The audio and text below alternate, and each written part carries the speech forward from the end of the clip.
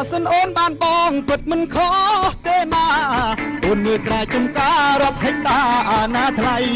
បើអូនចង់បានវ័យលួចតែមួយហិកតា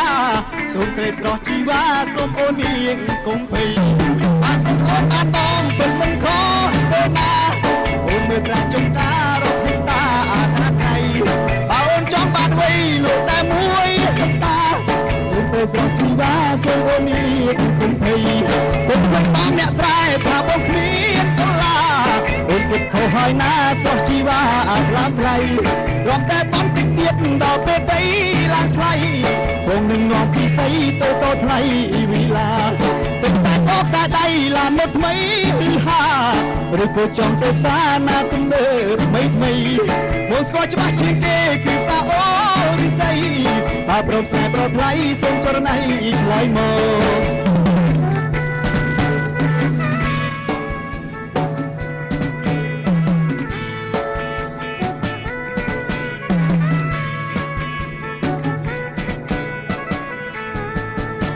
គិតទៅគៀលទៅអូននៅមិនយល់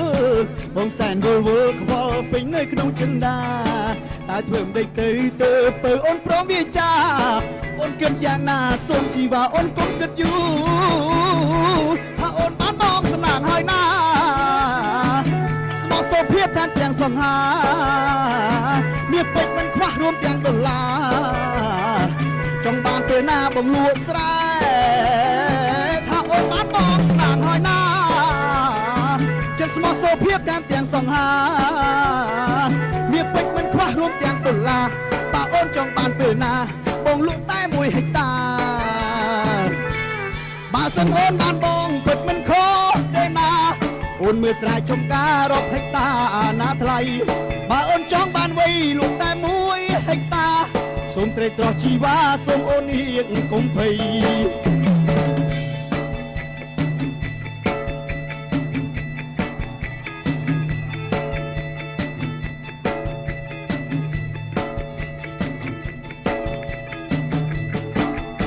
គិតទៅគៀលទៅអូននៅមិនយល់បងសែនវល់ខ្វល់ពេញនៅក្នុងចិន្តាតើធ្វើមិនទៅអូនព្រមវាចាអូនគិតយ៉ាងណាសូមជីវ៉ាអូនកុំគិតយូរថាអូនបានបងស្នេហ៍ហើយណាចិត្តស្មោះសោភាពតាមទាំងសង្ហាមានពេជ្រមិនខ្វះរួមទាំងដុល្លារចង់បានពេលណាបងលក់ស្រែថាអូនបានបងស្នេហ៍ហើយណាចិត្តស្មោះសោភាពតាមទាំងសង្ហាមានពេជ្រមិនខ្វះរួមទាំងដុល្លារបើអូនចង់បានពេលណាបងលក់តែ1ហិកតាបើអូនបានបងស្នេហ៍ហើយណាចិត្តស្មោះសោភាពតាមទាំងសង្ហាមានពេជ្រមិនខ្វះរួមទាំងដុល្លារចង់បានពេលណាបងលក់ស្រែថាអូនបានបងស្នេហ៍ហើយណាចិត្តស្មោះសោភាពតាមទាំងសង្ហាមានពេជ្រមិនខ្វះរួមទាំងដុល្លារបើអូនចង់បានពេលណាបងលក់តែ1ហិកតា